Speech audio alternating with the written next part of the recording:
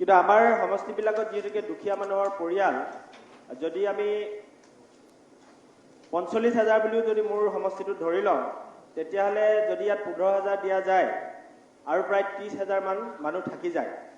যদি এই ক্ষেত্ৰত ভৱিষ্যতে কিবা বৃদ্ধি কৰাৰ ব্যৱস্থা আছে নেকি এইটো আমি জানিব খুজিছোঁ। আৰু ৮৩০ টকাকৈ যিটো দিব বুলি কোৱা হৈছে পাৰ মান্থ এই পৰিমাণটো ভৱিষ্যতে বৃদ্ধি হ'ব নেকি এইটোও জানিব খুজিছোঁ। তাৰ উপৰিও আৰু এটা কথা আমাক আজি মাননীয় মন্ত্ৰী মহোদয় স্পষ্ট কৰি দিলে ভাল হ'ব যে ইয়াৰ যিটো নিৰ্বাচনী প্ৰক্ৰিয়া হিতাধিকাৰী নিৰ্বাচনী প্ৰক্ৰিয়া এই নিৰ্বাচনী প্ৰক্ৰিয়াটোত বিশেষভাৱে এটা কথা আহিছে যে ইনকাম চাৰ্টিফিকেট বিল' 2 লাখ হ'ব লাগিব। এই 2 লাখ টকা হ'ল বুলি পৰিয়ালটোৰ 2 লাখ টকা উপাৰ্জন আছে বুলি এতিয়া কোনে চাৰ্টিফাই কৰিব? যদিহে এইটো সাধাৰণভাৱে যদি আমি SDC অফিচৰ যোগেদি কৰোৱা যায় তেতিয়াহ'লে ই এটা জটিল প্ৰক্ৰিয়া হ'ব, কাৰণ বহুত দুখীয়া মানুহ এইখিনি কাম কৰি ল'ব নোৱাৰিব কম সময়ৰ ভিতৰত। গতিকে ইয়াৰ কিবা বিকল্প ব্যৱস্থা কৰিব নেকি এই কথাখিনি মই জানিব খুজিছোঁ। ধন্যবাদ। মিনিষ্টাৰ মাননীয় অধ্যক্ষ মহোদয়, প্ৰথম যে এই অৰুণোদয় আঁচনিখন অসম চৰকাৰৰ যি 2020-21 চনৰ বাজেট আছিল সেই বাজেটত আমি ঘোষণা কৰাৰ সৌভাগ্য হৈছিলে আৰু বৰ্তমান আমি কোভিড-19ৰ ফলত সৃষ্টি হোৱা অৰ্থনৈতিক অস্থিৰতাৰ মাজতো এই আঁচনিখন ৰূপায়ণৰ দিশত আমি অগ্ৰসৰ হৈছোঁ। এই আঁচনিখনত যি ধৰণে সন্মানীয় বিধায়ক চক্ৰধৰ গগৈ ডাঙৰীয়াই উল্লেখ কৰিছে যে মোৰ সমষ্টিত ইমান দৰিদ্ৰ মানুহ আছে, গতিকে ইয়াক আৰু বঢ়োৱা হ'ব নেকি? প্ৰথমতে আমি বুজিব লাগিব যে এই আঁচনিখনৰ হিতাধিকাৰীখিনি আচলতে ইতিমধ্যেই ঠিক হৈ আছে। ইয়াত বহুত বেছি নিৰ্বাচনৰ প্ৰক্ৰিয়া নাই যদিহে আমি আঁচনিখন বুজি পাব চেষ্টা কৰোঁ। এই আঁচনিখনত প্ৰথম অধিকাৰ থাকিব যে যাৰ ঘৰত কোনোবা এগৰাকী সদস্য বিধৱা মহিলা, তাৰমানে এক প্ৰকাৰ ক'ব গ'লে বিধৱা পেঞ্চন লাভ কৰা প্ৰতিটো ঘৰেই এই আঁচনিৰ স্বয়ংক্ৰিয় হিতাধিকাৰী। তাৰমানে ফাৰ্ষ্ট চাৰ্জ এই আঁচনিখনৰ প্ৰথম অধিকাৰ আছে যিসকল পৰিয়ালে দুখ আৰু কষ্টৰ মাজতো বিধৱা মহিলা এগৰাকীক ৰক্ষণাবেক্ষণ দিছে, তেখেতৰ শ্ৰীবৃদ্ধিত সহায় কৰিছে। গতিকে আমি সমষ্টিত গ'লে জানোৱেই যে এই ঘৰ মানুহৰ ঘৰত বিধৱা মহিলা আছে, এই ঘৰ মানুহৰ ঘৰত বিধৱা মহিলা আছে, এই ঘৰ মানুহৰ ঘৰত বিধৱা মহিলা আছে। গতিকে প্ৰথম চিলেকশ্যন সম্পূৰ্ণ হৈ গ'ল। দ্বিতীয় আহিলে যে মোৰ ঘৰত অবিবাহিতা ছোৱালী আছে, ককায়েক ভায়েকৰ নিজৰ পৰিয়াল হৈছে, তেওঁলোকৰ নিজৰ ল'ৰা ছোৱালী আছে, তাৰ মাজতো পৰিয়ালটোৱে এগৰাকী অবিবাহিতা মহিলাক সংস্থাপন দিছে, লগত ৰাখিছে, পৰিয়ালৰ সদস্য হিচাপে তেওঁৰ সমৃদ্ধিত সহায় কৰিছে। গতিকে সেই পৰিয়ালটো কৃতজ্ঞতাৰ যোগ্য। গতিকে সেই পৰিয়ালটোৱে সমাজৰ কৃতজ্ঞতা হিচাপে অৰুণোদয় আঁচনি লাভ কৰিব। তৃতীয়তে এটা পৰিয়ালত এজন দিব্যাংগ ব্যক্তি থাকিলে মাক দেউতাকৰ কিমান কষ্ট হয় তাক আমি অনুভৱ কৰোঁ। গতিকে তৃতীয় এই আঁচনিত অধিকাৰ হ'ল যে যিসকলৰ ঘৰত দিব্যাংগ ব্যক্তি আছে। চতুৰ্থ অধিকাৰ হ'ল সেইসকল পৰিয়ালৰ, ইয়াত ৰাহুল গান্ধী ন্যায়ৰ লগত সম্পৰ্ক নাই, মাননীয় বিৰোধী দলপতি ডাঙৰীয়াই কেতিয়াবা কনফিউজ কৰে যে এইটো আমাৰ অসমৰ নিজস্ব চিন্তা, যে ইয়াত হ'ল ফ'ৰ্থ অধিকাৰ আহিলে যে যাৰ ঘৰত দিব্যাংগ ব্যক্তি থাকিলে, আৰু ফ'ৰ্থ থাকিলে যে যাৰ ঘৰত মহিলা এগৰাকীক মই বেলেগ গলিকে বিয়া দিছিলোঁ কিন্তু শহুৰ বা শাহুৰেকৰ ঘৰত থাকিব নোৱাৰিলে, হয় বিবাহ বিচ্ছেদিত হ'ল, নহ'লে নিজে নিজে ঘৰত গুচি আহিলে।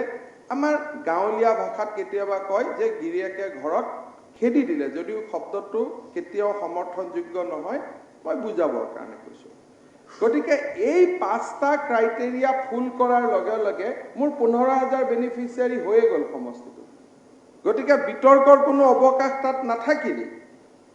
ইয়াৰ পিছতো যদি কোনোবা সমষ্টিত ৰখি যায় হিতাধিকাৰী, তেতিয়াহ'লে আমাৰ নেক্সট টাৰ্গেটটো হ'ল যে এখেত দুখীয়া কিন্তু এওঁৰ 3 টকীয়া চাউল নাই বা আজিকালি বিনামূলীয়া চাউলৰ কাৰ্ড নাই অৰ্থাৎ এই ৰখি যোৱাখিনি লাষ্ট চাৰ্জটো হ'ল যে যাৰ ঘৰত বিনামূলীয়া চাউলৰ কাৰ্ড নাই শেষৰ কেটেগৰীতহে আহিলে যাক আমি ক'লো দুখীয়া মানুহক আমি ইতিমধ্যে এই আঁচনিটোত আমি বহুত বেছি লোৱাৰ প্ৰয়োজন এইকাৰণে নাই যে বিনামূলীয়া চাউল দালি এই গোটেইখিনি পোৱাৰ পিছত তেওঁ অৰুণোদয়ৰ সমপৰ্যায়ৰ এটা আঁচনি পায়েই আছে সেইকাৰণে দুখীয়া মানুহ উইথ NFSS কাৰ্ড সেইটো হ'ল একেবাৰে শেষ প্ৰায়ৰিটি গতিকে প্ৰথম বিধৱা দিব্যাংগ অবিবাহিত ছোৱালী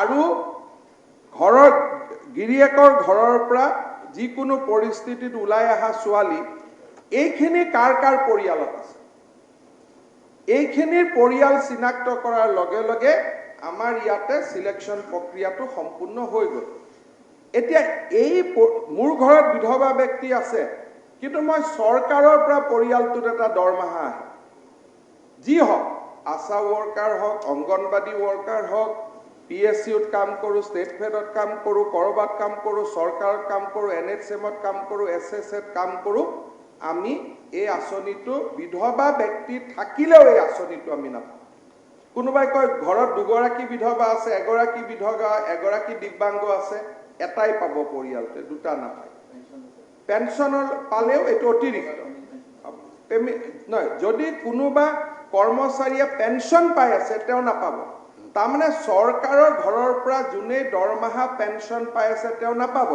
কিন্তু কুশল কোঁৱৰ বা এই পেনশন বিলাক এইটোত নহব চাকৰিৰ পেনশনটোহে ইয়াত যোগ হ'ব চাকৰি পেনশনটো যোগ হ'ব কিন্তু কুশল কোঁৱৰ বা ইন্দিৰা মিৰি পেনশন পোৱা সকলে পাব দ্বিতীয়তে মোৰ 15 বিঘা মাটি আছে মই নাপাওঁ তৃতীয়তে মোৰ ঘৰত 4 চকীয়া বাহন আছে মই নাপাওঁ কিন্তু 2 চকীয়া 3 চকীয়া থাকিলে পাম আৰু চতুৰ্থতে মোৰ ঘৰত ফ্ৰিজ আছে মই নাপাওঁ মোৰ 2 লাখ টকাতকৈ উপাৰ্জন বেছি মই নাপাওঁ আৰু ফাইনেলি মই যদি ট্ৰেক্টৰৰ মালিক সেলফ হেল্প গ্ৰুপৰ জৰিয়তে ট্ৰেক্টৰ হলে কথা নাই কিন্তু ঘৰত যদি মোৰ নিজৰকৈ ট্ৰেক্টৰ এখন আছে মই নাপাওঁ আৰু ফ্ৰিজ থাকিলে ঘৰত মই নাপাওঁ গতিকে ইনক্লুশন আৰু এক্সক্লুশন ক্ৰাইটেৰিয়াখিনি চালে আমি হিতাধিকাৰী নিৰ্বাচন কৰোঁতে অকণমান গাঁৱত খেলিমেলি হোৱাৰ সম্ভাৱনা নাই এতিয়া এই আঁচনিটোৰ লগত মৌজাদাৰ গাঁওবুঢ়াৰ কোনো সম্পৰ্ক নাই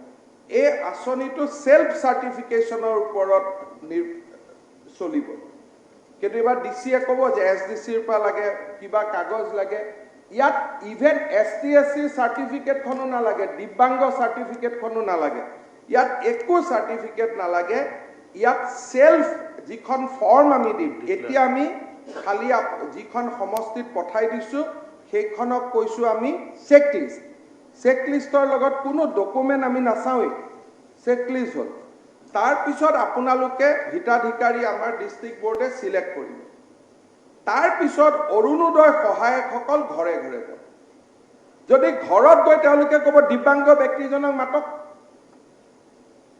বিধৱা মহিলাগৰাকীক মাতক যদি সেই পৰ্যায়ত তেওঁলোকে ঘৰত সেই ধৰণৰ যদি হিতাধিকাৰী দেখা নাপায় তেতিয়াহলে উপায়ুক্তক আহি ক'ব যে এইজন হিতাধিকাৰী ভুল ভৱিষ্যতেও কোনোবাই যদি RTI মাৰে যদি RTIত ওলাই যে এওঁৰ ঘৰত বিধৱা মহিলা নাছিলে এওঁৰ ঘৰত দিব্যাংগ ব্যক্তি নাছিলে লগে লগে এই আঁচনিখন তেওঁৰ বন্ধ কৰি দিয়াৰ ব্যৱস্থা ৰখা হৈছে সেইকাৰণে এই আঁচনিখন এটো ন যে মই এবাৰ বৃদ্ধ পেনশন পালো পাই থাকিলো যদি কোনোবাই ভুল তথ্য দিয়ে আঁচনিখন লয় RTIৰ মাধ্যমেৰে ইয়াত দিয়াৰ লগে লগে তেওঁৰ বেনিফিটটো লগে লগে ডিসকন্টিনিউড হৈ যাব আৰু তেওঁ কিয় সেলফ সাৰ্টিফিকেশন ভুল দিলে তাৰ ওপৰত আইনী প্ৰক্ৰিয়াৰ ব্যৱস্থা ৰখা হৈছে কাৰণ আমিতো নাজানো নিজেহে সহি মাৰি দিছে মোৰ ঘৰত বিধৱা মানুহ আছে বুলি মোৰ ঘৰত দিব্যাংগ ব্যক্তি আছে বুলি গতিকে ইটি যে এফিডেভিট লাষ্টত লিখা আছে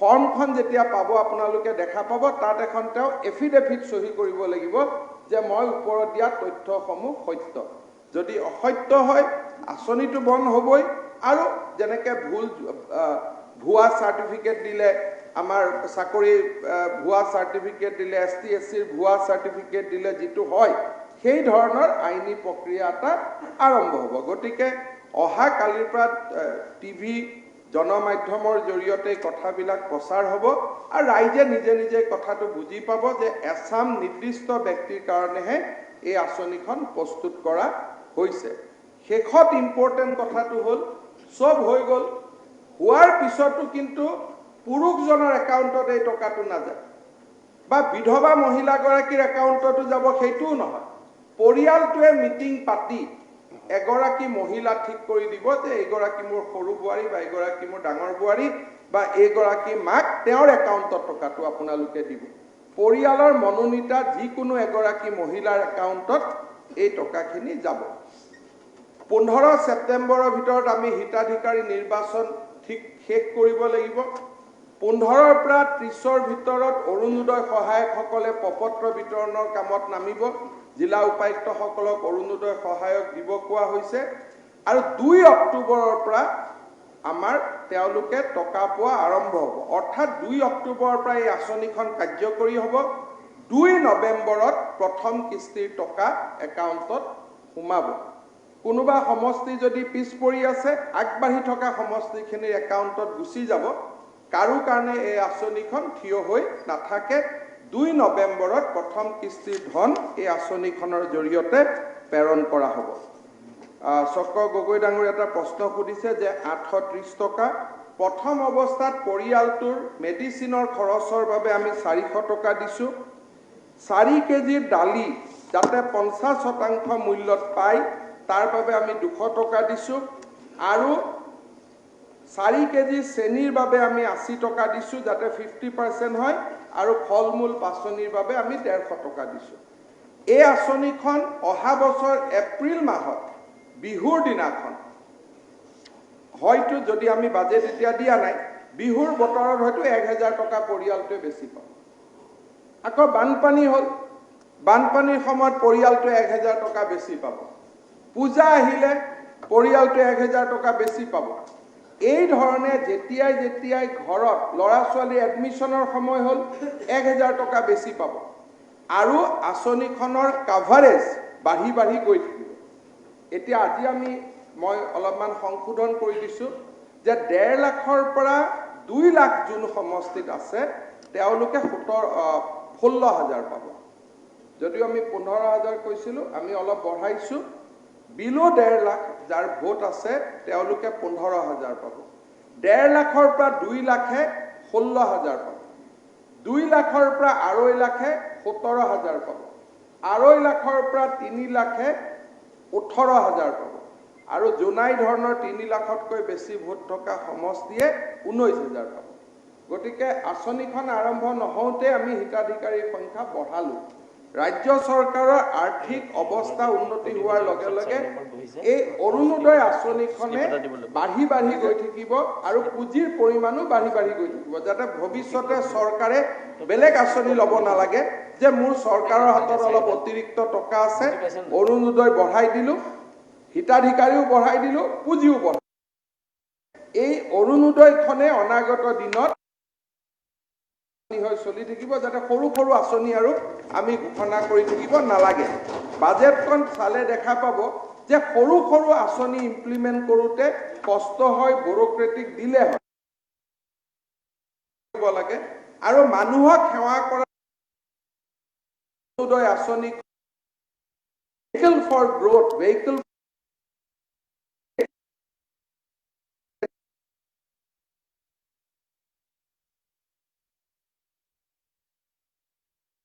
সেভিং হল 31 মাৰ্চত অৰুণোদয় আঁচনিখনৰ জৰিয়তে আমাৰ চৰকাৰখন পৰিচালিত হৈ থাকিব প্ৰয়োজন হলে কেতিয়াবা এনেকুৱাও হ'ব যে মাহত 3,000 দিছোঁ 5,000 দিছোঁ যদি চৰকাৰৰ সেই ধৰণৰ আৰ্থিক অৱস্থা থাকে আৰু আজি যদি মই অৰুণোদয় পালোঁ মোৰ ঘৰত চাকৰি এটা হৈ গ'ল লগে হিতাধিকাৰীৰ পৰা মোৰ কালি মই গাড়ী এখন কিনি ল'লোঁ মোৰ হিতাধিকাৰীৰ পৰা নামটো কাটা গ'ল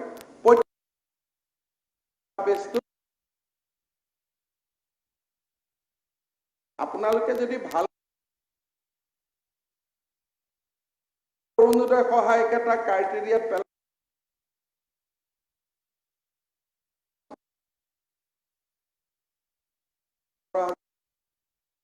বেছি পাম। Thank you. অধ্যক্ষ মহোদয়, অধ্যক্ষ মহোদয়, এটা পাই মহোদয়, এটা পাই আপোনালোকৰ পাৰ্টি অধ্যক্ষ জিলা আজি পৰ্যায়ত আজি আজি অধ্যক্ষ মহোদয়, মোৰ এটা কথা জানিব লগা আছে। ইমানখিনি কোৱাৰ পিছত সাপ্লিমেণ্টাৰী কেলে লাগে মই সেইটোৱে ভাবিছো এটা কথা জাষ্ট জানিব খুজিছো, ছাৰে কৈছিলে অলপ কথা বুজি নাপালে।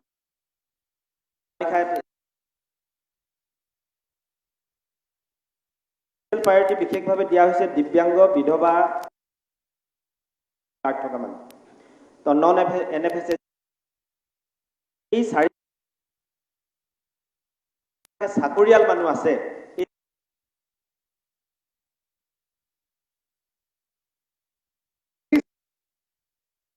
কোনোবা চৰকাৰী অংগনবাদী কৰ্মী আছে,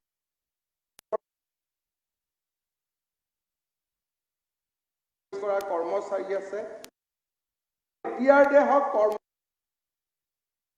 এই হিতাধিকাৰী তালিকাত নাহিব। আপোনাৰ নদুগা ভূমিছ মই সকলোকে এটা তাতকৈ নোৱাৰিম দিব অধ্যক্ষ মহোদয়, মিনিষ্টাৰ লগলে বেলেগ ডিছকাশ্যন হয় ডিছকাশ্যন হয় আপোনাৰ যোগেদি মন্ত্ৰী মহোদয় জানিব বিচাৰিছোঁ, জিলা পৰ্যায়ত বা DC অফিচত বা ব্লক এভেইলেবল হৈছেনে? তো কিছুমান জেগাত আমি দেখিছোঁ NXR 1 আৰু NXR B, আচলতে কোনটো ফৰ্ম হ'ব এইটো জানিব বিচাৰিছোঁ। এই আঁচনিখনৰ কোনো ফৰ্ম নাই, চেকলিষ্ট এখন গৈছে, চেকলিষ্টখন DC সকলে প্ৰিণ্ট কৰি দিছে।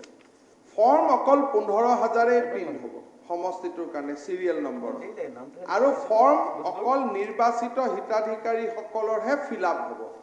এতিয়া আমি যিখন দিছোঁ চেকলিষ্ট দিছোঁ, ইয়াত কোনো NXRৰ ব্যৱস্থা নাই। এইখন সেলফ চাৰ্টিফিকেশ্যন, অৰ্থাৎ স্বয়ং প্ৰত্যাপিত আঁচনি যে মই চহী কৰি দিলোঁ মোৰ কথাখিনি সত্য। ইয়াত কোনো কাগজৰ কথা নাই। ফৰ্ম এখন আমি দিম, কিন্তু ফৰ্মখন ডিষ্ট্ৰিক্ট লেভেল সিলেকশ্যন কমিটিয়ে সিলেক্ট কৰি দিয়াৰ পিছতহে সেই ফৰ্মখন ডিচিক দিয়া হ'ব। জালুকবাৰী চিৰিয়েল নম্বৰ 1 দি ষ্টাৰ্ট হ'ব, 16 চেজ হ'ব। তাৰমানে একজেক্ট যিমান হিতাধিকাৰী সিমানেই ফৰ্ম যাব, কাৰণ নোপোৱাসকলে বেংকত একাউণ্ট খুলিব, কিবা খুলিব, পিছত কষ্ট পাই কয় যে ফৰ্মো ফিল আপ কৰিলোঁ টকাও নাপালোঁ। সেইটো কাৰণে অকল নিৰ্বাচিত হিতাধিকাৰীসকলৰ বাবেহে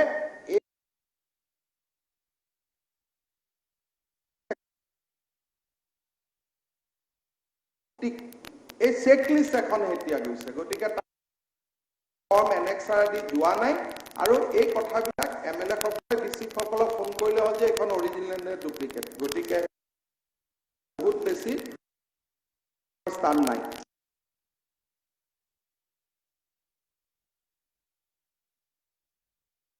মই এটা কথা জানিব বিচাৰিছোঁ, দিশত আগবাঢ়ি আছে। এতিয়া আমাৰ নিৰ্বাচনী আচৰণ বিধি লাগু হৈ আছে। কিবা নিৰ্বাচনী আয়োগৰ পৰা কিবা ৰিলেক্সেশ্যন লৈ পেলাই এইটো কাৰ্যকৰী কৰাৰ ক্ষেত্ৰত ব্যৱস্থা লোৱা কিবা ব্যৱস্থা থাকিব নেকি ছাৰ? আমি ৰাজ্যিক নিৰ্বাচনী আয়োগক জিলা উপায়ুক্তসকলে অনুমোদন বিচাৰিছে।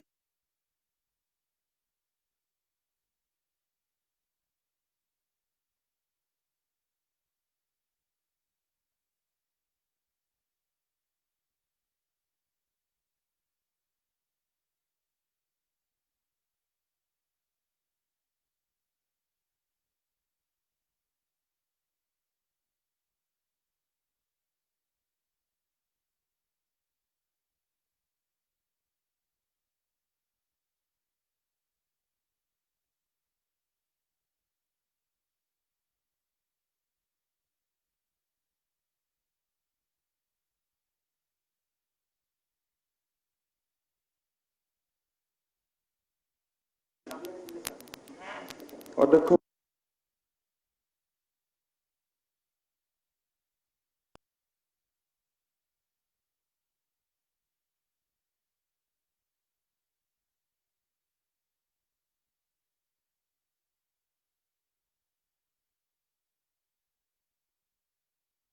অনুমোদন প্ৰক্ৰিয়া যাতে সোনকালে হয়, যাতে অক্টোবৰ নৱেম্বৰত ৰাস্তা, কাৰণ এনেকুৱা হয় বাৰিষা অহাৰ আগে আগে ৰাস্তাৰ অনুমোদন হয় আৰু বাৰিষাত কাম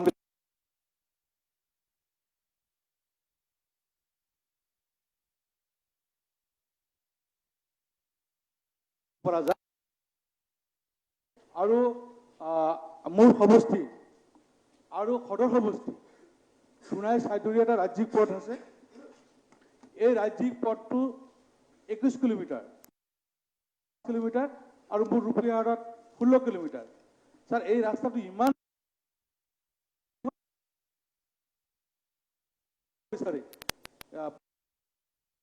কিছুমান গাঁত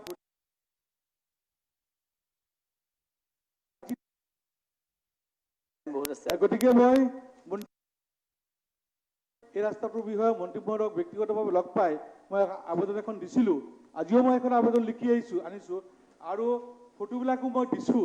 গতিকে মই অনুৰোধ কৰিম মাননীয় মন্ত্ৰী মহোদয়ক সোণাই চাইদুৰীয়া ৰাজ্যিক পথটো যাতে অতি সোনকালে মেৰামতি কৰাৰ এটা ব্যৱস্থা কৰি দিয়ে। কিন্তু যাতায়াত একেবাৰে বন্ধ উপক্ৰম হৈ আছে, বন্ধপ্ৰায় হৈ আছে। গতিকে এইটো বিবেচনা কৰাৰ কাৰণে মই মন্ত্ৰী মহোদয়ক অনুৰোধ জনাইছোঁ। Thank you. মাননীয় অধ্যক্ষ মহোদয়, ৰূপহী বিধানসভা সমষ্টিত অনুমোদন হ'বলগীয়া প্ৰায় অনুমানিক 17 কোটি টকাৰ আঁচনি মই ইয়াত সংলগ্ন কৰি দিছোঁ আৰু মই ভাবোঁ যে আঁচনিখন কেইখন আমি ছেপ্টেম্বৰ মাহৰ ভিতৰতে অনুমোদন কৰিব পাৰিম। তাৰপিছত নিবিদাৰ কাৰণে যিখিনি সময় হয় সেইখিনি হ'ব। আৰু সোণাই চাইদুৰীয়া যিটো ৰাস্তা, ইতিমধ্যে আমি ডিভিজনসমূহত এটা নিৰ্দেশ দিছিলোঁ যে 8 কিলোমিটাৰ বেয়া ৰাস্তা আমাক আকৌ দিব লাগে, যাতে আমি অক্টোবৰ মাহৰ ভিতৰত অনুমোদন কৰিব পাৰোঁ। আৰু তাৰ কাৰণে আমি প্ৰায় 8 কোটি টকাকৈ আমি অনুমোদন কৰি দিছোঁ প্ৰত্যেক সমষ্টিত। এই সোণাই চাইদুৰীয়া ৰাস্তাটো সেই ভিতৰত যদি 8 কিলোমিটাৰত দি দিয়ে তেতিয়াহ'লে আমি লগে লগে কৰি দিব পাৰিম। আপুনি আজি ইঞ্জিনিয়াৰ মাননীয় অধ্যক্ষ মহোদয়ৰ জৰিয়তে আপোনাক অনুৰোধ কৰিছোঁ যে আপুনি অভিযন্তাক ক'ব যে যি 8 কোটি টকা মোৰ সমষ্টিৰ কাৰণে আহিছে এই ৰাস্তাটোত দি দিয়ক। আৰু মই আৰু দ্বিতীয় প্ৰশ্ন নকৰোঁ, যি ধৰণে আহিব কৰি দিম। কিন্তু তাতকৈ অতিৰিক্ত কৰিবৰ কাৰণে এই বছৰ আমাৰ লগত পুঁজি নাথাকিব। মামুন ইবদাদুল হক চৌধুৰী। মাননীয় অধ্যক্ষ মহোদয়, ইয়াত 19-20 ফাইনেন্সিয়েলৰ কথা কোৱা হৈছে। মাননীয় মন্ত্ৰী মহোদয়ক মই এটা কথা অৱগত কৰিব বিচাৰিছোঁ আপোনাৰ জৰিয়তে। মোৰ 18-19ৰ যিটো SOPD আপোনালোকে দিছিল, কেইবাবাৰো লিখিলোঁ, বহুত ঘূৰা ঘূৰি কৰাৰ পিছতো ৰাস্তাকেইটা হোৱা নাই 18-19ৰ। মই মাননীয় মন্ত্ৰী মহোদয়ক গোটেই তালিকাখন দি দিম, সেইমতে একশ্যন ল'লে ভাল হ'ব। আৰু 19-20ৰ আমাক এতিয়ালৈকে চেংচন দিয়া নাই।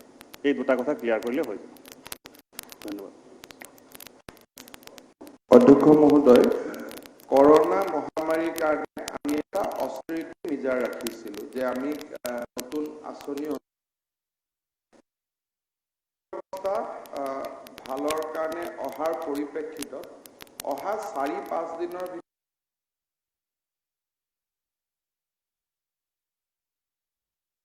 তাৰ পৰিপ্ৰেক্ষিতত মই এইটো আপোনালোকক প্ৰত্যয় দিয়াব খুজিছোঁ যে 19-20ৰ আঁচনিসমূহ আমি 30 ছেপ্টেম্বৰৰ ভিতৰত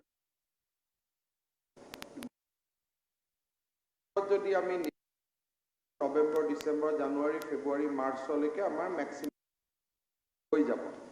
30 ছেপ্টেম্বৰৰ ভিতৰত যদি কাৰোবাৰ ৰাস্তা অনুগ্ৰহ কৰি অলপ ব্যক্তিগতভাৱে জনালে ভাল পাম। কিন্তু প্ৰায় 80টা সমষ্টি ইতিমধ্যে অনুমোদন হৈ গৈছে, মাত্ৰ অনুমোদন হ'ব বাকী আছে। 18-19ৰ ৰাস্তাখিনি কিয় হোৱা নাই, মই মোৰ নেক্সট ৰিভিউ মিটিঙত ডেফিনেটলি মই এইখিনি ৰিভিউ কৰি ল'ম। জাকিৰ হুছেইন চিকদাৰ। অধ্যক্ষ মহোদয়, মন্ত্ৰী ডাঙৰীয়া ইতিমধ্যে SOPD সম্পৰ্কে গোটেই কথাখিনি কৈছে। মোৰ সমষ্টি অনুমোদন পোৱা নাই, নিশ্চিতভাৱে পাম। অধ্যক্ষ মহোদয়, এইবাৰ নামনি অসমত বিশেষকৈ ভূটানৰ কুৰিচি নদীৰ বান্ধ এৰি দিয়াৰ পিছত পানী 3-4 বাৰ এৰি দিলে, 4-5 বাৰ পানী ইতিমধ্যে হ'ল আৰু যথেষ্টখিনি ৰাস্তা ঘাট ক্ষতিগ্ৰস্ত হৈছে। আজি মোৰ আনএষ্টাৰ্ড কুৱেশ্যন এটা আছিল 63 নম্বৰত, তাত ডিপাৰ্টমেণ্ট উত্তৰো দিছে 111টা ৰাস্তা ক্ষতিগ্ৰস্ত হৈছে 3খন দলং আৰু 5টা কালভাৰ্টো ক্ষতিগ্ৰস্ত হৈছে এই ক্ষতিগ্ৰস্ত ৰাস্তা ঘাটখিনি যদি আমি মেৰামতি কৰিব নোৱাৰো যাতায়াতৰ ক্ষেত্ৰত যথেষ্ট অসুবিধা হ'ব অধ্যক্ষ ডাঙৰীয়া আপোনাৰ জৰিয়তে মাননীয় মন্ত্ৰী ডাঙৰীয়াক ধন্যবাদ জনাম যোৱা বছৰ বানপানীৰ কবলত পৰি সৰুক্ষেত্ৰী সমষ্টিৰ বহুত ৰাস্তা ঘাট ক্ষতিসাধন হৈছিল মন্ত্ৰী ডাঙৰীয়াই প্ৰায় 15 কোটিৰ ওপৰত টকা তাতে বিভিন্ন আঁচনিৰ নামত আবণ্টন দি গোটেই ৰাস্তাখিনি আমি মেৰামতি কৰিছিলোঁ আকৌ একে অৱস্থা এবাৰৰ বানপানীত কৰিছে গতিকে আপোনাৰ জৰিয়তে মাননীয় মন্ত্ৰী ডাঙৰীয়াক অনুৰোধ জনাব বিচাৰিছোঁ সৰুক্ষেত্ৰী সমষ্টিত যিখিনি ৰাস্তা ঘাট বানপানীৰ কাৰণে ক্ষতিগ্ৰস্ত হৈছে এই ৰাস্তা ঘাটখিনি মেৰামতিৰ নামত যিখিনি বিভাগীয় অনুমোদন লাগে অতি সোনকালে দিব যোৱাবাৰ আমি দেখিছিলোঁ চিভ ইঞ্জিনিয়াৰৰ অফিচৰ পৰা এটা উচ্চ পৰ্যায়ৰ গড় কাপ্তানি বিভাগৰ প্ৰতিনিধি দল প্ৰেৰণ কৰিছিল তেওঁলোকে নিজেই সৰজমিন তদন্ত কৰিছিল তাৰপিছত কোনটো ৰাস্তাত কি ধৰণে এষ্টিমেট বনাব লাগে কিমান টকা দিব লাগে সেই ব্যৱস্থা লৈছিল গতিকে এইবাৰো যোৱাবাৰৰ দৰে এইবাৰো মন্ত্ৰী ডাঙৰীয়াই সেই ব্যৱস্থা কৰাৰ কাৰণে আপোনাৰ জৰিয়তে আহ্বান জনাইছোঁ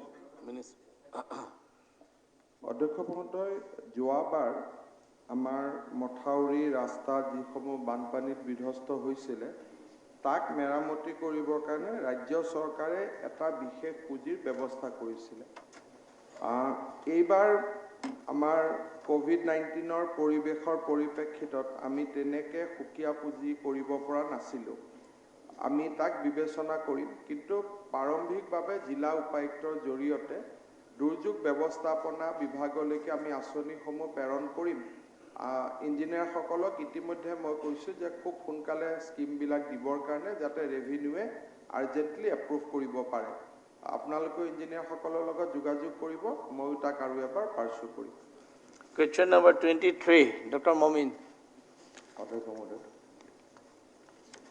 Minister, PWD. অধ্যক্ষ মহোদয় উত্তৰ সদনৰ মজিয়াত ৰখা হৈছে অধ্যক্ষ মহোদয় উত্তৰসমূহ পালোঁ কইনাধৰাৰ পৰা গোপীনাথপুৰলৈ এয়াৰপৰ্টলৈ যিটো ৰাস্তা বহলীকৰণৰ কাৰণে ভূমি অধিগ্ৰহণ গোটেইখিনি আনচাৰ পাইছোঁ গতিকে খুব বেছি ইয়াত কুৱেশ্যন সুধিবলগীয়া নাই কিন্তু এটাই অনুৰোধ থাকিল এইটো অঞ্চল যি অঞ্চলত ভূমি অধিগ্ৰহণ কৰিব জনজাতীয় লোকসকলৰ বসতিপূৰ্ণ গতিকে গোপীনাথপুৰলৈ জনজাতীয় লোকসকলৰ প্ৰতি থকা আদৰৰ কথা আমি অনুভৱ কৰোঁ আৰু সেইকাৰণে এই যেতিয়া কম্পেনচেশ্যন দিয়ে এইখিনি যাতে কোনো খুঁত নোহোৱাকৈ এইসকল লোকক কম্পেনচেশ্যন দিব পাৰে তাৰে মোৰ অনুৰোধ থাকে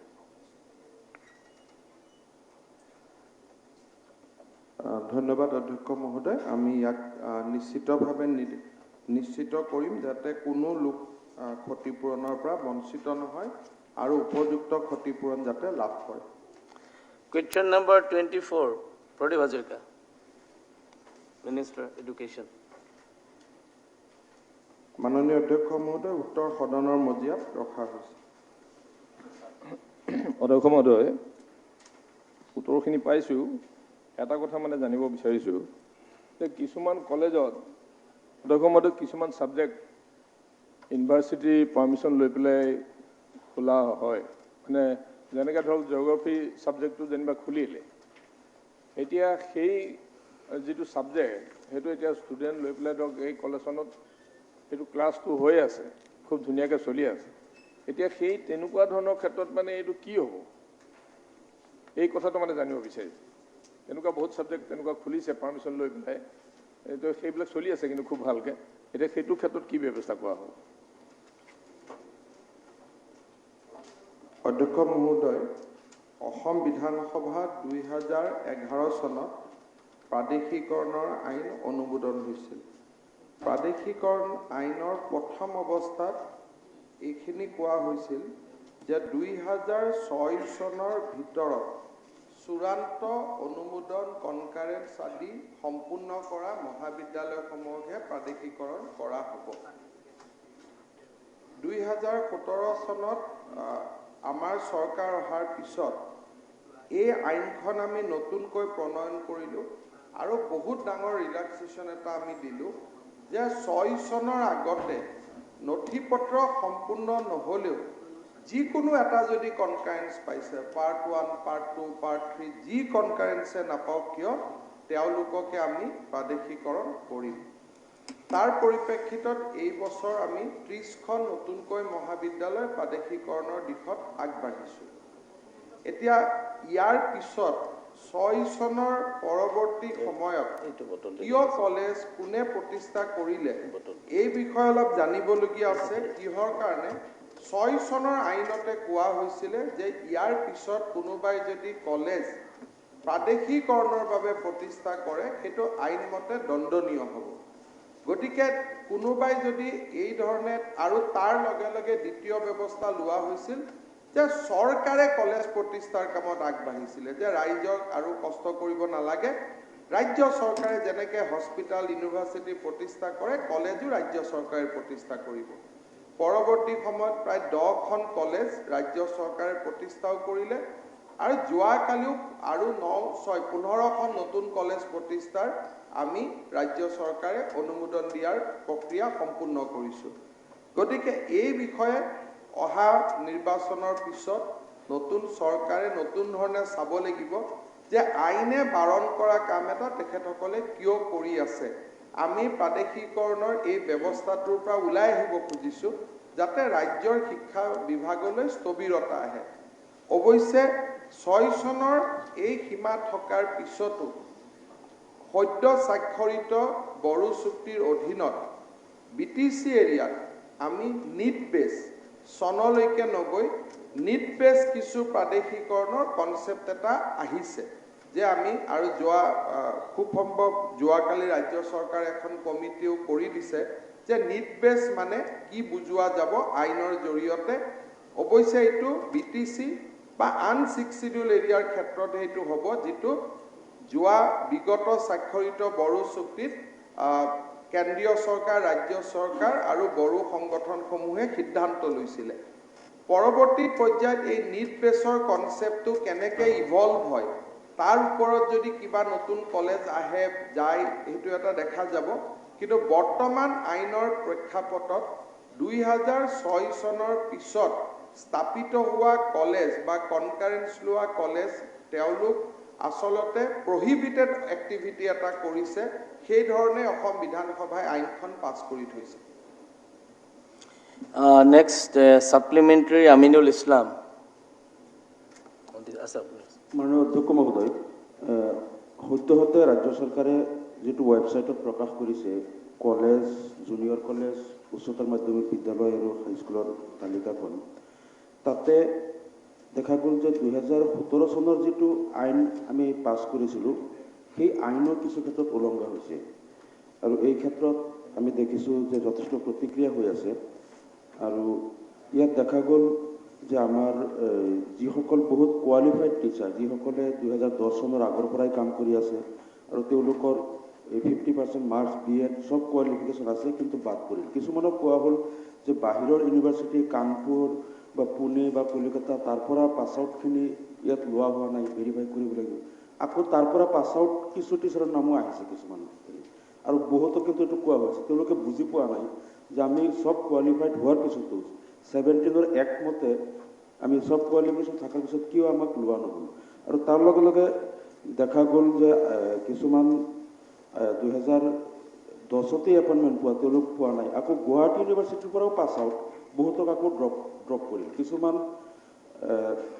দেখা গ'ল ফাৰ্ষ্ট পোষ্টটো ড্ৰপ কৰিল, ছেকেণ্ডটো আহিল, তেওঁ কোৱালিফাইড। মানে আচলতে এই এনমলিজবিলাক যে হ'ল এই ক্ষেত্ৰত যেহেতু স্ক্ৰুটিনিটো 2017 পিছৰ পৰা কণ্টিনিউ চলি আছিল, ইমান দিন স্ক্ৰুটিনি হোৱাৰ পিছত ইমান এনমলিজ যে হ'ল এইটো এতিয়া এই ক্ষেত্ৰত সংশোধনটো কেনেকৈ কৰিব, মানে এই বিষয়টো মই স্পষ্ট। অধ্যক্ষ মহোদয়, আমি পাৰদৰ্শিতা আৰু স্বচ্ছতাৰ কাৰণে এটা আমি ব্যৱস্থা কৰিছোঁ যে এই লিষ্টখনক যিখন প্ৰচাৰ হ'ল ৱেবছাইটত সেইখন এখন প্ৰভিজনেল লিষ্ট। ৰাজ্যপাল মহোদয়ে তাক প্ৰাদেশিকৰণ কৰা নাই, প্ৰাদেশিকৰণ কৰিব 1 জানুৱাৰী তাৰিখে। সেইকাৰণে আমি চৰকাৰে কৈছোঁ যে আমাৰ ভুল হ'ব পাৰে, কাৰণ ইমান মানুহৰ কাগজ চাওঁতে আমি ভুল কৰিব পাৰোঁ আৰু কোনোবাই ভুল তথ্যও দিব পাৰে। সেইকাৰণে তাত আমি এটা প্ৰক্ৰিয়া ৰাখিছোঁ যে আপোনালোকে অভিযোগ দিয়ক। যদি কোনোবা ব্যক্তিৰ হ'ব লাগিছিল হোৱা নাই বা কোনোবা ব্যক্তিৰ হ'ব নলগা ব্যক্তিৰ হৈছে, তেওঁলোকক আমি 20 দিন সময় দিছিলোঁ যে আপোনালোকে অভিযোগ দিয়ক, লাগিলে আৰু 10 দিন আমি বঢ়াই দিম। এটা এটাকৈ অভিযোগ পুংখানুপুংখভাৱে বিবেচনা কৰাৰ পিছতহে এই প্ৰাদেশিকৰণ যিখন তালিকা সেইটো আমি 15 ডিচেম্বৰত নটিফাই কৰিম আৰু 1 তাৰিখৰ পৰা তেওঁলোকে দৰমহা পাব আৰম্ভ হ'ব। সেইকাৰণে যি খেলিমেলি আছে মোৰ তাতো কিছুমানে আহিছে আমি কৈছোঁ যে আমাৰ ওচৰত আহিব নালাগে যেহেতু চৰকাৰে যেনেকৈ আমি অলপতে LP স্কুলৰ এপইণ্টমেণ্ট দিছোঁ 4বাৰ প্ৰভিজনেল লিষ্ট উলিয়াইছোঁ গতিকে কাৰো আপত্তি নাই ফাৰ্ষ্ট লিষ্টত ভুল থকাটো স্বাভাৱিক গতিকে তেখেতসকলে আমাৰ যি ৱেবছাইট দিয়া হৈছে বা তেওঁলোকে আমাৰ ডাইৰেক্টৰ হায়াৰ এডুকেশ্যনৰ কাৰ্যালয়ত কমপ্লেইন দিয়ক যে মোক কিয় লোৱা হোৱা নাই বা অমুকক লোৱা হৈছে মোক কিয় লোৱা হোৱা নাই প্ৰতিটো অভিযোগ আমি পাৰদৰ্শিতাৰে নিষ্পত্তি কৰাৰ পিছতহে 15 ডিচেম্বৰত আমি প্ৰাদেশিকৰণৰ অধিসূচনা জাৰি কৰিম গতিকে বিধায়ক মহোদয়েও অভিযোগ দিব পাৰে আপোনাৰ ওচৰলৈকে অহা স্মাৰক পত্ৰখিনি আপুনি DPI-লৈকে ফৰৱাৰ্ড কৰিও দিব পাৰে গতিকে এটা এটাকৈ ভুল সংশোধন কৰাৰ পিছতহে আমি 15 ডিচেম্বৰত ইয়াক নটিফাই কৰিম আৰু 1 জানুৱাৰীৰ পৰা দৰমহা 1 ফেব্ৰুৱাৰীত প্ৰথম দৰমহাটো পাব কিন্তু 1 জানুৱাৰীৰ পৰা দৰমহা আৰম্ভ হ'ব সেইবাবে ভুল হোৱাটো মই শিক্ষামন্ত্ৰী হিচাপে মই নকওঁ মোৰ তালিকাখন 100% শুদ্ধ ৰাইজৰ মাজত কথা বতৰা পাতিয়ে তালিকাখন শুদ্ধ কৰিব লাগিব গতিকে য'ত য'ত ভুল দেখিছে আপোনালোকে অভিযোগ দিবৰ কাৰণে তেওঁলোকক এনকাৰেজ কৰক আৰু অভিযোগ দিলে আমি তাক সংশোধন কৰিম থ্যাংক ইউ কমলাক্ষ দেৱ পুৰকাষ্ট মাননীয় অধ্যক্ষ মহোদয় অসমৰ স্নাতক মহাবিদ্যালয় আৰু কনিষ্ঠ মহাবিদ্যালয়ৰ যি কথাবিলাক কোৱা হৈছে যেতিয়া অধ্যক্ষ মহোদয় ইতিমধ্যে কিছুমান কলেজ প্ৰভিঞ্চিয়েলাইজ হৈছে বা কিছুমান হ'ব আৰু অধ্যক্ষ মহোদয় মন্ত্ৰী মহোদয় জানে বস্তুটো মোৰ সমষ্টিটো টাউন বেজ এটা সমষ্টি সেইটো কাৰণে যিবিলাক জুনিয়ৰ কলেজ বা কলেজ প্ৰভিঞ্চিয়েলাইজ হ'ল মানে আমাৰ টাউনৰ কৰিমগঞ্জ কলেজটো 47ত এষ্টাব্লিছ হৈছে তাৰ পিছতে অধ্যক্ষ মহোদয় আমি টাউনত বা তাৰ আশে পাশে আমি কলেজ কৰিব নোৱাৰি ইটো কাৰণে কৰিব নোৱাৰিলেও যে আমাৰ ল্যান্ড নাই বা কিবা এটা প্ৰবলেম হৈ আছে অধ্যক্ষ মহোদয় এটা বস্তু এটা বস্তু যেটো মন্ত্ৰী মহোদয়ক মই অনুৰোধ কৰিম যে 47ৰ এটা কলেজ প্ৰত্যেকবাৰ অধ্যক্ষ মহোদয় ল'ৰা ছোৱালী বাড়ি গৈ আছে মানে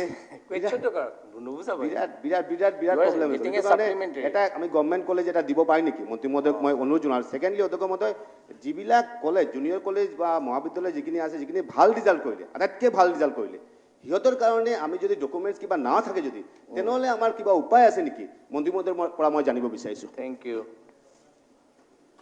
অধ্যক্ষ মহোদয় এটা সময়ত বিশেষকৈ কংগ্ৰেছ চৰকাৰৰ দিনতে এটা প্ৰশ্ন আহিছিলে যে আমি এডুকেশ্যন আৰু নিট বেছৰ ওপৰত দিব পাৰোঁ নেকি তেতিয়া উচ্চ ন্যায়ালয়ে ক'লে যে আপোনালোকে দিব নোৱাৰে ছিনিয়ৰিটিৰ ওপৰতে দিব লাগিব এতিয়া BTC চুক্তিৰ অধীনত বা BTR কক BTC কক এই নতুনকৈ স্বাক্ষৰিত চুক্তিৰ অধীনত নিট বেছ কনচেপ্টটো প্ৰথমবাৰ উল্লেখিত হৈছে তাক আমি কেনেকৈ ডেভেলপ কৰিব পাৰোঁ এই বিষয়ে আমি ষ্টাডি কৰিম যে তেনেকুৱা দুই এখন কলেজ আমাৰ ধেমাজিতো দুই এখন কলেজ আছে ভাল কেম্পাছ ভাল ৰিজাল্ট কিন্তু আমি প্ৰাদেশিকৰণ কৰিব নোৱাৰোঁ কাৰণ ক্ৰাইটেৰিয়াত নপৰে এই বিষয়ে আমি চিন্তা চৰ্চা কৰিছোঁ কৰিমগঞ্জৰ ক্ষেত্ৰত আমি টাউনত ইভেন মেডিকেল কলেজখনো খুলিবৰ কাৰণে লৈ ৰখি আছোঁ যে জমি বা ভূমি নাই কাৰণে মই ভাবোঁ যে কৰিমগঞ্জত এটা আমি সিদ্ধান্ত ল'ব লাগে যে যিমান চৰকাৰী কাৰ্যালয় আছে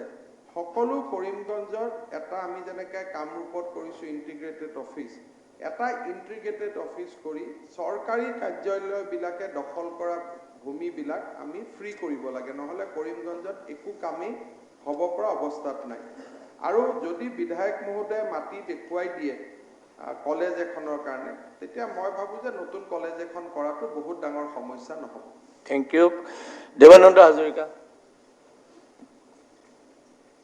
মাননীয় অধ্যক্ষ মহোদয় মই আপোনাৰ যোগেদি সন্মানীয় মন্ত্ৰী ডাঙৰীয়াৰ পৰা দুটামান কথা জানিব বিচাৰিছোঁ প্ৰথম কথা কিছুমান কলেজ টিচাৰ এনৰলমেণ্ট পজিশ্যনৰ প্ৰব্লেমৰ কাৰণে প্ৰাদেশিকৰণৰ আওতালৈ অহা নাই সেই সকলৰ কথাটো এনেকুৱা হৈছে তেওঁলোকৰ অপশ্যনেল ছাবজেক্ট থকা অপশ্যনেল ছাবজেক্টত আমি এনৰলমেণ্টত সদায় মানে ফ্লাকচুৱেশ্যন যিহেতু কৰি থাকে, গতিকে এই বিষয়ত আৰু অকণমান চিন্তা কৰি তেওঁলোকক প্ৰভিঞ্চিয়েলাইজেশ্যনৰ আণ্ডাৰলৈ আনিবলৈ মই অনুৰোধ জনাইছোঁ।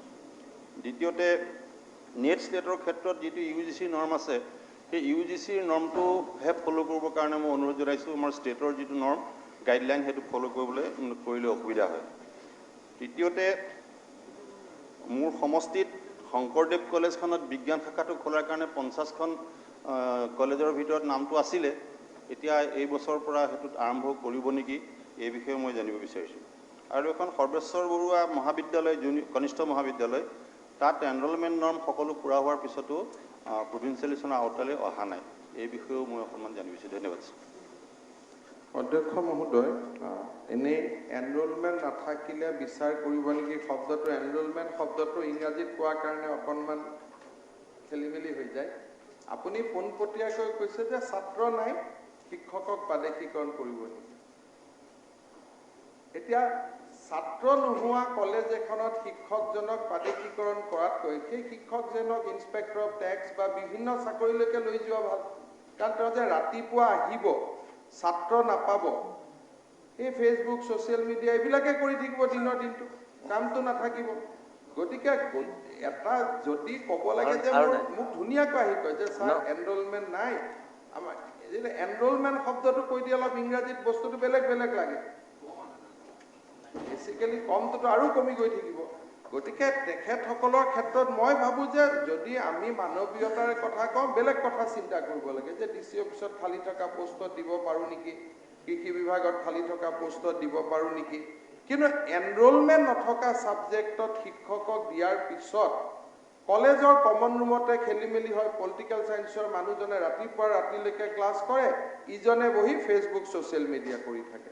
গতিকে আমি ভাবোঁ যে তেনেকুৱা শিক্ষকসকলৰ ক্ষেত্ৰতো এটা সময়ত আমি চিন্তা কৰিব লাগিব যে এনৰলমেণ্ট নাই, এওঁলোকে কাম কৰিলে এওঁলোকক বেলেগ চৰকাৰী চাকৰিৰ ক্ষেত্ৰত আমি প্ৰিফাৰেঞ্চ দিম নেকি।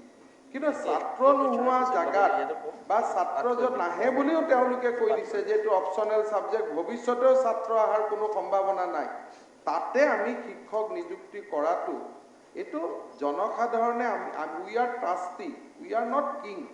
আমাক জনসাধাৰণে কিয় বিধানসভাত পঠাইছে যে যাতে চৰকাৰৰ প্ৰতিটো টকা আমি জনকল্যাণৰ কাৰণে খৰচ কৰোঁ। এইটোতো আমাৰ ওপৰত পোষণ কৰা আস্থাৰ বিপৰীতে হ'ব। গতিকে এই কথাবিলাক আমি এনেকৈ চাব লাগিব যে তেখেতক আন চাকৰিত আমি অগ্ৰাধিকাৰ দিব পাৰোঁ নেকি। কিন্তু এনৰল নোহোৱা ছাবজেক্টত শিক্ষক নিযুক্তি কৰাটোৱে বেলেগ শিক্ষকসকলকো ডিমৰেলাইজ কৰে। দ্বিতীয় প্ৰশ্নৰ যিটো উত্তৰ যে 50খন আমি বিজ্ঞান শাখা কৰিব খুজিছিলোঁ, কিন্তু চৰকাৰৰ আৰ্থিক অৱস্থাৰ প্ৰতি লক্ষ্য ৰাখি এইবাৰ আমি 16খনে কৰিব পাৰিলোঁ। এই 50খন তালিকাভুক্ত হৈ আছে। নিশ্চয় অনাগত দিনত বিত্তীয় পৰিস্থিতি সাপেক্ষে আমি এখন দুখনকৈ আগবাঢ়ি গৈ থাকিম। আৰু বাকী যি আমাৰ মই ভাবোঁ যে আমি UGC নৰ্মছটোৱে মানি চলিব লাগে। কিবা যদি ষ্টেট নৰ্মছ কৰিছে তেখেতসকলে সেই বিষয়ে মই চাই দিম। Question number 25. অধ্যক্ষ মহোদয়, No supplementary. এটা দিছো আৰু please sit down. You can meet the minister at his chamber. No. ধন্যবাদ জ্ঞাপন কৰিছোঁ। আমাৰ সমষ্টিত দুখন কনিষ্ঠ মহাবিদ্যালয় আমাৰ টাইম হৈছে। লাষ্টত কৰিব ধন্যবাদটো মই দিম নহয়। Question number 25. সময়টো কম আছে না, অলপ চাব। মই আপোনাক দিম বাৰু। 25. নন্দিতা দাস। মাননীয় অধ্যক্ষ মহোদয়, মই যিখিনি প্ৰশ্ন কৰিছিলোঁ লাম্পিত স্কুলৰ সংখ্যাৰ ক্ষেত্ৰত আপুনি মিনিষ্টাৰ কৰি ল'ব। সদনৰ মজিয়াত ৰখা হয়। ছাপ্লিমেণ্টাৰী উত্তৰ পাইছোঁ, কিন্তু মোৰ হাতত যিখিনি তথ্য আছে সম্পূৰ্ণ সঠিক উত্তৰ মই পোৱা নাই। স্কুলৰ সংখ্যাৰ ক্ষেত্ৰত মই সুধিছিলোঁ যে কেইখন স্কুল আছে, কিন্তু মই জনাত 4খন স্কুল আছে, কিন্তু ইয়াতে তথ্য পোৱা হিচাপে এখন স্কুলৰ বিষয়ে ইয়াত উল্লেখ আছে। লাম্পি ME আঞ্চলিক মাধ্যমিক হাইস্কুল। ইয়াৰ বাহিৰেও তাতে 3খন স্কুল আছে। Lower Lumpi Bhanubhakta LP school, upper Lumpi Harshanagar Himalaya LP school, Makebari Brindamal LP school. কিন্তু তথ্যত এইখিনি কি কাৰণে নাহিলে মই নাজানো। মই এই বিষয়ে উত্তৰটো মই মন্ত্ৰী মহোদয়ৰ পৰা বিচাৰিম। মাননীয় অধ্যক্ষ মহোদয়, লাম্পি অঞ্চলটো আপোনালোক সকলোৱে জানে আসাম মেঘালয় সীমান্ত অঞ্চল অতি বিবাদমান অঞ্চল। পূৰ্বৰে পৰা মেঘালয়ে অসমৰ মাটি আগ্ৰাসন কৰি আহিছে আৰু অসমৰ মাটিত মেঘালয়ে তেওঁলোকৰ যিবিলাক চৰকাৰী অনুষ্ঠান প্ৰতিষ্ঠান, স্কুল ঘৰ, ৰাস্তা, গীৰ্জাঘৰ, ক্লাব ঘৰ, মাৰ্কেট শ্বেড বহুত নিৰ্মাণ কৰিছে। কিন্তু আমি যেতিয়াই অসম চৰকাৰৰ পৰা যেতিয়াই কিছু নতুন নিৰ্মাণৰ কাম তাতে অনুমোদন দিয়া হৈছে, কিন্তু সেই কামবোৰ কৰিব পৰা নাই, তেওঁলোকে বাধা প্ৰদান কৰে। যে এই ক্ষেত্ৰত মই বিচাৰোঁ যে যিকোনো চৰকাৰী আঁচনি অসম চৰকাৰৰ তাতে আমি ইমপ্লিমেণ্ট কৰিব লাগে, আমি আঁচনিবোৰ ৰূপায়ণ কৰিব লাগে। কিন্তু মই দেখাত বহুতবোৰ আঁচনি এতিয়ালৈ ৰূপায়ণ কৰিব পৰা হোৱা নাই। ৰিচেণ্টলি এটা আউটপোষ্ট এটা এলটমেণ্ট হৈছিলে, সেইটো নিৰ্মাণ কৰিবলৈ নিদিলে। কেইবাটাও PMGSY ৰাস্তা কৰিব নিদিলে। তেনেধৰণে হৌৱা ৱাটাৰফললৈ যোৱা এটা ৰাস্তা মই SOPD ধৰিছিলোঁ, কৰিব নিদিলে। সেই মই মন্ত্ৰী মহোদয়ক ৰাস্তাৰ কুৱেশ্যনটো হ'ল যে মই সুধিছিলোঁ হাইস্কুল আছে নেকি, কিন্তু তাতে হাইস্কুলো নাই। মই বিচাৰোঁ বা আমি সকলোৱে বিচাৰোঁ যে তাতে শিক্ষাৰ ক্ষেত্ৰত গুৰুত্ব দিব লাগে। যিহেতু সেইটো বিবাদমান অঞ্চল, সেই অঞ্চলত যদি ৰাইজে স্কুলৰ নিচিনা এটা শিক্ষা অনুষ্ঠান নাপায়, তেতিয়াহ'লে ছাৰ হাইস্কুলৰ এষ্টাব্লিছ কৰিব পৰা ব্যৱস্থা হ'বনে নাই, সেইটো বিচাৰিছোঁ। তাতে লোৱাৰ লাম্পি যিটো আৰু এটা কথা কৈ দিওঁ, লোৱাৰ লাম্পি ভানুভক্ত স্কুলটো 1966 এষ্টাব্লিছ হৈছে। 1966 লোৱাৰ লাম্পি ভানুভক্ত স্কুল এষ্টাব্লিছ হৈছে, কিন্তু স্কুলখন এতিয়ালৈকে এটা মাত্ৰ শ্ৰেণী কোঠা, গোহালি ঘৰ সদৃশ্য, তাতে ৰান্ধনি ঘৰো নাই, অৱস্থা নাই। কিন্তু স্কুলখনৰ লিষ্টখন নামটো কিন্তু আজি ৰিপ্লাইত নাহিলে। এই কথাখিনিৰ উত্তৰ বিচাৰিছোঁ আৰু অতি শীঘ্ৰে যাতে শিক্ষাৰ ক্ষেত্ৰত চৰকাৰে বিভাগে গুৰুত্ব দিয়ে, এইখিনিয়ে মই মন্ত্ৰী মহোদয়ক অৱগত কৰাইছোঁ। অধ্যক্ষ মহোদয়, আমি সদনত কৰা প্ৰশ্নৰ উত্তৰসমূহ এটা নিৰ্দিষ্ট প্ৰক্ৰিয়াৰ মাজেৰে আমালৈকে আহে। বিধায়িকা মহোদয়ে যিহেতু কৈছে যে উত্তৰটো সম্পূৰ্ণ শুদ্ধ নহয়, তাক মই চাবৰ বাবে আমাৰ ডাইৰেক্টৰ এলিমেণ্টাৰী এডুকেশ্যনক দায়িত্ব দিম আৰু কিবা যদি বিসংগতিপূৰ্ণ উত্তৰ আহিছে নিশ্চয় তাক শুদ্ধ কৰি আমি সদনৰ অধ্যক্ষ মহোদয়ক অৱগত কৰিম। আপুনি লিষ্টখন দি দিব যিকেইটা নাই। মোৰ উদ্দেশ্য আছিল যে স্কুল ঘৰ নিৰ্মাণ হ'ব লাগে, কিটচেন নাই, কিটচেন ঘৰ নিৰ্মাণ হ'ব লাগে, আৰু ৰাস্তা ঘাট যিবোৰ বন্ধ কৰি দিলে মেঘালয় সেইবোৰ নিৰ্মাণ হ'ব লাগে, সেইটোৱে আছিল মোৰ। অধ্যক্ষ মহোদয়, বিধায়কগৰাকীৰ পৰামৰ্শখিনি চৰকাৰে উপযুক্তভাৱে ডেফিনেটলি বিবেচনা কৰিব। Question number 26, Ashok Sharma, minister PWD।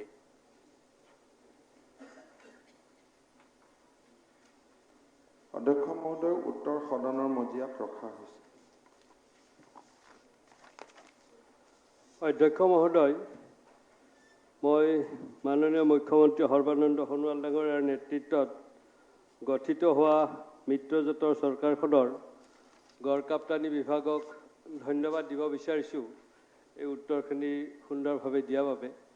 কিয়নো আমাৰ বিগত এই চৰকাৰখনৰ কাৰ্যকালত নলবাৰী সমষ্টিকে ধৰি নলবাৰী জিলাখনৰ বাট পথৰ উন্নয়নৰ কাৰণে যিখিনি ধনৰ আবণ্টন দিছে বা যিমানখিনি আমি কাম কৰিব পাৰিছোঁ, পূৰ্বৰ চৰকাৰৰ দিনত এইখিনি হোৱা নাছিল।